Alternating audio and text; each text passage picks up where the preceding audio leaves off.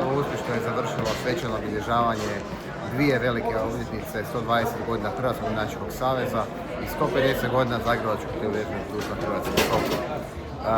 Sve je prošlo u najboljem redu kako smo nekako i planirali, na najljepši mogući način. Smo obilježili ove velike obljetnice ne samo za hrvatsku gimnastiku, nego i za hrvatski sport općenito. Uz prisutstvo brojnih visokih uzvanika, poput predsjednika Republike Hrvatske, gradonačelnika grada Zagreba, ali i predsjednika Svjetske gimnastičke federacije, uz prigodni program, nastupe naših gimnastičarki i gimnastičara, dodjele priznanja i plaketa, zahvalnica onima koji su doprinijeli ovome što imamo danas u sportskoj gimnastici i ritmičkoj gimnastici i svim ostalim granama gimnastike, a prije svega tu mislim na dvije olimpijske medalje koje hrvatska gimnastika ima, 5 svjetskih medalja, 10 europskih